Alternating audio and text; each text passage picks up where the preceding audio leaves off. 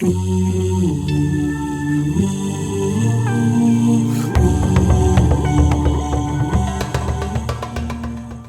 name is Jeremy Wells, and I talk a lot about historic preservation.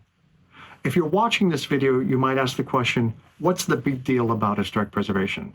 Isn't it all about museums and the old things that people collect? Well, the answer is no. It's primarily about governmental rules and regulations. In fact, in the US, 70% of all paid full-time positions in historic preservation exist because of regulatory compliance. Did you know that each year $6 billion in taxpayer dollars is given to private property owners to rehabilitate their historic buildings? Did you know that 3,500 local municipalities across the US have regulations on their books that control what private property owners can and cannot do with their historic buildings? Did you know that hundreds of thousands of federal environmental reviews are done that directly impact private property owners, even if their buildings are not considered to be officially historic? In short, millions and millions of Americans are impacted by historic preservation every single day. And one of the main rules that is at the core of this activity is something called historical significance. So historical significance comes from what's called the National Register of Historic Places. It's a federal law that was passed back in 1966 that was a result of many Americans who were fed up with governmental activities that were demolishing and destroying historic buildings. The impetus behind the National Historic Preservation Act is obviously a good one, because many Americans realized that we had a lot of wonderful old places and buildings around that really deserved historic preservation. They deserve to be around longer because they have so many benefits to people. So we've long recognized it for many, many reasons for many, many, many decades. But one of the things that the National Historic Preservation Act did is that it required that historical significance be embedded in something called the National Register of Historic Places. So this is the official list of old buildings at the federal level that are considered to be officially historic. And historical significance, as defined by the National Register of Historic Places, means that there are 4 criteria that a building or place or structure has to satisfy in order to be historically significant. The first one are there enough facts that can establish whether or not this particular place was somehow associated with somebody or a group of people from the past? The second type of significance is, can some sort of historical event or events be associated with this particular place? In other words, did something important happen or a series of events happen in this particular place? The third criterion is really about architecture and aesthetics. So was this particular building created by a really well-known architect? Does it have a lot of really ornate details on it? Is it essentially kind of a piece of art? Although this can also be used in what's called a more vernacular sense. Does the building have some sort of evidence of important craftsmanship or the way that buildings were built in the past? And then there's a last criterion that almost never ever gets used for buildings. It's only used for archaeology. And it's called the potential for this older building place to yield facts in the future. And so that's why it mostly applies to archaeology. Theoretically could apply to buildings, but it's never been really successfully used that way. So when we're talking about historic preservation, stuff above the ground, we're only talking about those first 3 criteria. And you probably heard me mention the word facts over and over again. And that's what this requires. So in order to establish historical significance under association with a people, with a person, a group of people, or events, or architectural style, or an architect, you've got to collect facts. And so primarily most of those facts come from written documents. So you go into archival resources that have very old documents that can establish like when the building was built, the events that were there. You look at old newspapers, you look at deeds for property. You look at any sort of records of like when people were born, when they died, when they were married. So a lot of governmental records are in this. And so essentially, it's if it's a governmental record or a newspaper in general that's on a piece of paper from the past, we accept that as something that's called a fact. One of the things that's been a lot more difficult in historic preservation is to just go directly to the people who were living or are living in association with this place that you want to be declared as officially historic, to simply go to them and ask them, what do you know about this place? Is it part of your family's history? So we have a fancy term for this in historic preservation and public history. We call this oral history. And it used to be, until fairly recently, that interviewing people to get facts was not considered to be a really legitimate activity. It was always questioned, did they really know what they were talking about? Are we really getting at the truth?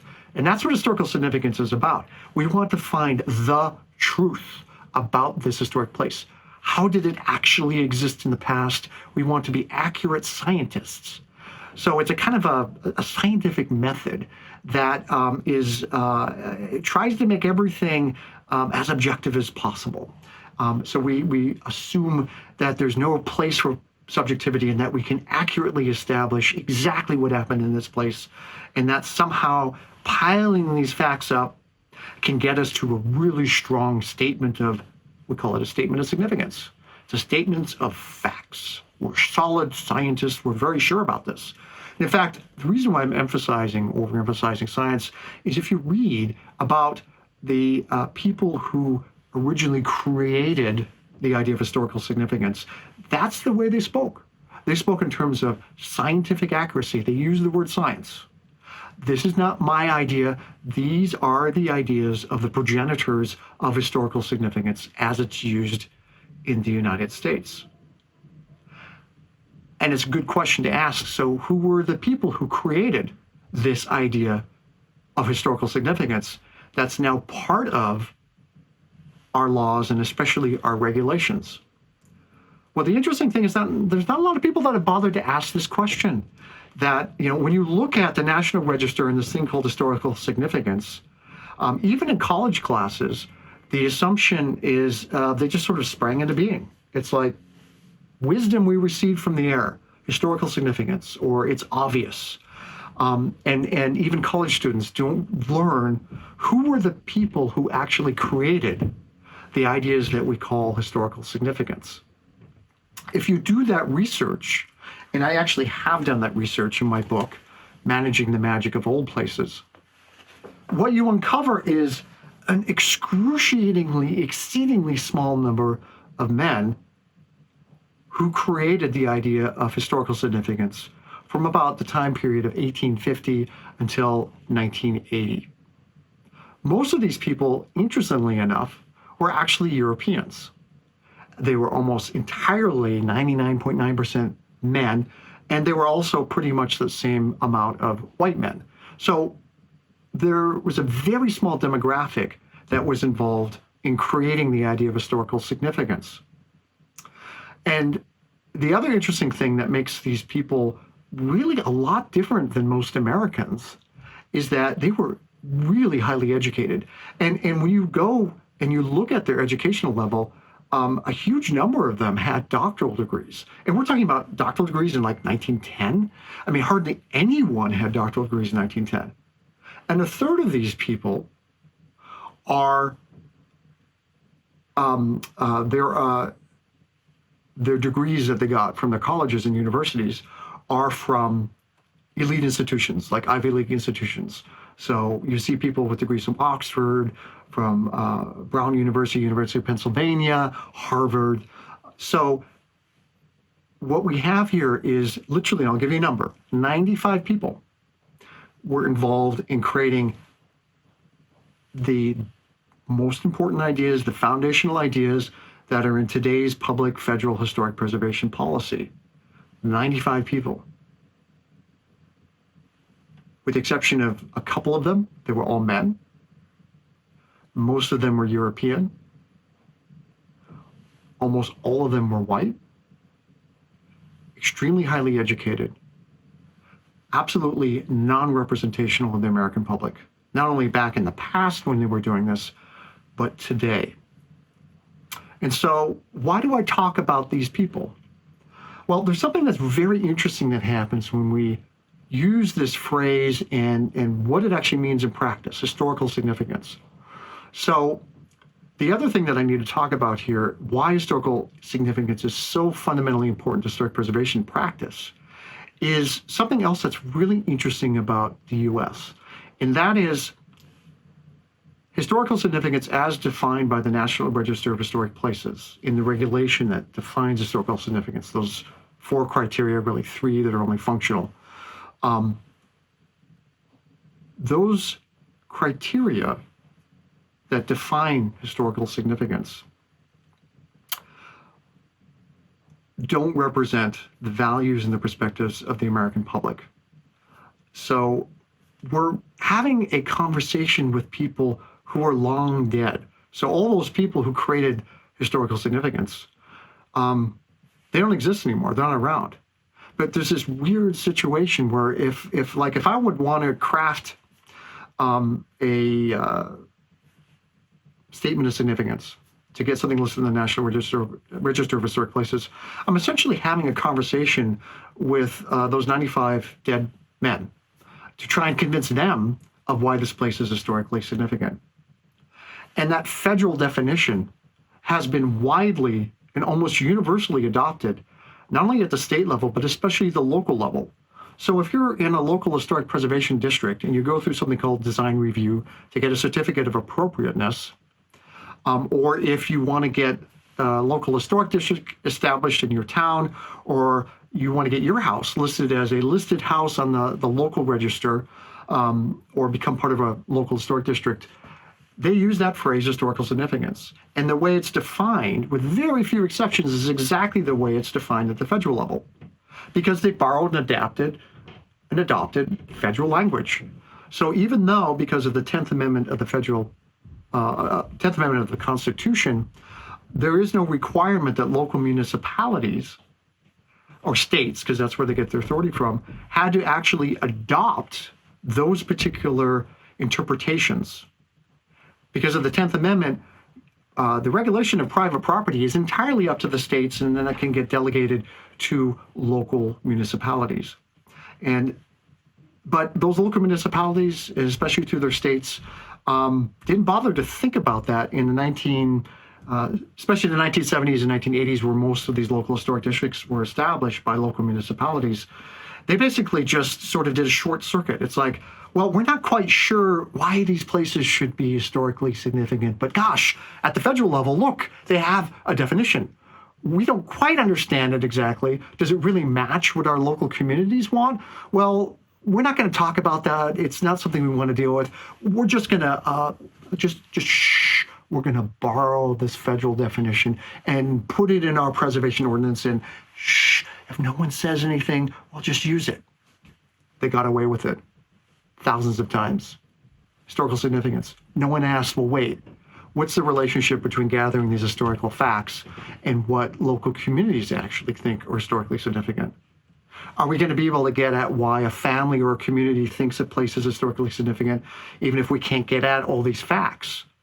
What if, for instance, a community has known about this historical place for generations, and they just say, hey, this place is important to us. Why? Because it's been around in our memories forever, and it's where we have all these emotional attachments to. We think it's significant. Well, because of the way that historical significance is defined at the federal, state, and local levels, that way of defining significance is absolutely not acceptable. It can't be used. Because remember, when we use historical significance, a government uses historical significance, that definition, to define why a place is historically significant. We're not having a conversation with the communities around today. We're having a conversation with 95 long dead men. We need to make the long dead men happy, not the communities.